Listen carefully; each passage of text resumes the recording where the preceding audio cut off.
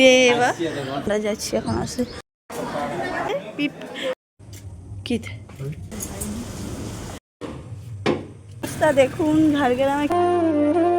রাধা রাধা, আমি মাম্পি, আমার চ্যানেলে আপনাদেরকে স্বাগতম জানাই। তো আজকের ব্লগটা দারুণ দারুণ স্পেশাল হতে চলেছে। তো আপনারা ব্লগটা একটু মিস না করে কন্টিনিউ ব্লগটা দেখতে থাকুন।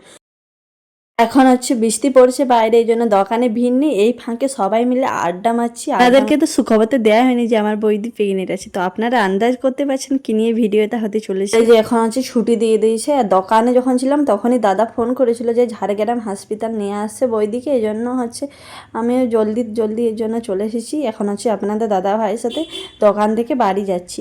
তো বাড়ি গিয়ে ঝটাঝট খেয়ে নিতে হবে। খাওয়া হয়ে গেছে, রেডিও হয়ে গেছে। আর যে মা মাসি আর হচ্ছে দাদার জন্য কিছু খাবার নিয়ে নিয়েছি। এই যে বেরিয়ে গেছি। এখন হচ্ছে দরজা লাগিয়ে দিই, কারণ কখন আসা হবে কখন না, এই জন্য হচ্ছে দরজা লাগিয়ে এখন হচ্ছে আমি আর আপনাদের দাদা ভাই এখন চলে যাচ্ছি। আর আমাদের এখান থেকে হসপিটালটা বেশি দূর নয়, এই জন্য হচ্ছে বাইকে করে যাচ্ছি। আর দাদা ফোন করেছিল যে লালগড়ের ওখানে হচ্ছে আসছে ওদের অ্যাম্বুলেন্সটা, তাহলে অনেকক্ষণ একটু ফোন করেছিল। তো এখন হচ্ছে প্রায় মনে হয় ঝাড়গ্রাম ঢুকে গেছে। বলতে বলতে দেখুন হচ্ছে হসপিটালে হচ্ছে ঢুকে গেছে ওদের অ্যাম্বুলেন্সটা।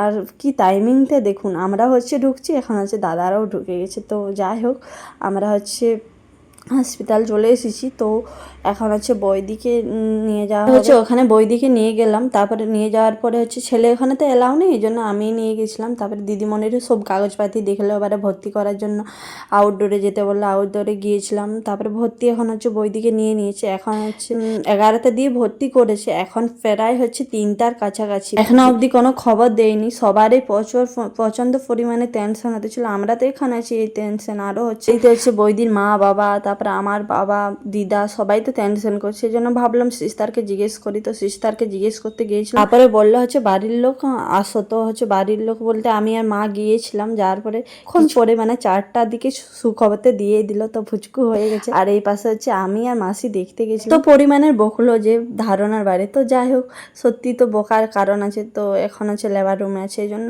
আমরা ভাবলাম না চলেই যাই। তো ওই জন্য বাইরে বসে আছি। আর দাদার হাসিতে একবার দেখো, যা সত্যি কথা বলতে এই অনুভূতিটা বলে বোঝানো যাবে না। নতুন সদস্যকে স্বাগতম জানাই। ভগবানের কাছে এই প্রার্থনাই করি যেমন পুচকুসোনা ভালো সুস্থ থাকে, আর যেমন অনেক বড় মানুষ হয় আর ভালোভাবে পড়াশোনা করে সুস্থ স্বাভাবিক থাকে। আর একজন যেমন ভালো মানুষ। আজকে হচ্ছে ফুচকুর 3 দিন, তো 3 দিনের মাথায় হচ্ছে ছুটি দিয়ে দিয়েছে। এই যে এখন হচ্ছে আমরা বাইরে বসে আছি। আর আসার আগে হচ্ছে বইদিরে সব গুছিয়ে একেবারে বাইরে সব বের করে দিয়েছে। আর আমি এসেছি, তারপরে ওই ফুচকুর হচ্ছে পিসা বাবু এসেছে। এখন হচ্ছে আমরা সবাই মিলে ফুচকুকে কোলে নিচ্ছি, ওর সাথে গল্প করছি। আর এখানে বসে আছে মা। আর তবে সবাই মিলে এখানে গল্প করতেছিলাম। এখনও হচ্ছে দাদা আসেনি, দাদা এলে হচ্ছে তারপরে অ্যাম্বুলেন্সকে ফোন করেছিল, একটু দেরি হবে বলেছে অ্যাম্বুলেন্স আসতে। এই জন্য হচ্ছে আমরা এখানে বসে থাকবো এখন যতক্ষণ না অ্যাম্বুলেন্স আসছে, কারণ বাইরে তো প্রচণ্ড পরিমাণের গরম, এই জন্য হচ্ছে বাইরে লাগা চলবে না। আর এই পাশে হচ্ছে আমি, মা, বৌদির মা সবাই মিলে গল্প করতেছিলাম। আর এখানে পুচকু কি সুন্দর ঘুমাচ্ছে দেখো। তো এখনও অবধি দাদা আসেনি। আর দাদা এলেই হচ্ছে সে যে একটা টাকা দেয় না বাচ্চা হওয়ার পরে, এই জন্য ওই টাকাটার জন্য ফর্ম ফিল আপ করতে হবে। এই জন্য গ্রাম পঞ্চায়েত থেকে কাগজ আনতে হবে, এই জন্য দাদা কাগজটা একেবারে নিয়ে আসবে। এই জন্য একটু দেরি হচ্ছে। আর দাদা আর আসতে একটু দেরি হবে বলেছে। আর আমরা ততক্ষণে হচ্ছে গল্প করছি। আর পুষ্কুসোনা কত সুন্দর ঘুমাচ্ছে, সবাই মিলে নাড়ছে, ওর সাথে গল্প করার চেষ্টা করছে, কিন্তু কিছুতেই তাকায় না। ওর মতন ঘুমাচ্ছে পুরো, মানে কেউ ডিস্টার্ব করলেও ওর কোনো যায় আসেনি। তারপরে গল্প করতেছিলাম, সবাই মিলে গল্প করার সময় হচ্ছে এই যে একটা দিদি এসেছে, ওই দিদিটারও ফুচকু হয়েছে।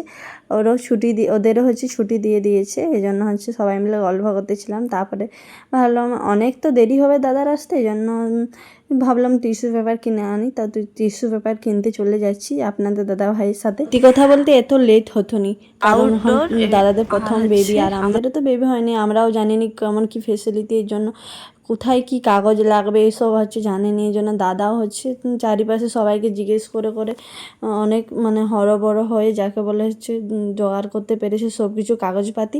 আর ওই কাগজপাতি নিয়ে আসছে। আর এই যে আমি এর মধ্যে হচ্ছে টিস্যু পেপার নিয়ে এসে আমি ভাবলাম একটু মুছে দিই, আমার তো এখন যাওয়া হবে না, কারণ সে একবারে চান করাবে তখন হচ্ছে হোটেল থেকে এখন ভাত তরকারি নিয়ে চলে এসেছি, আমি আর বৈদিক খাচ্ছি।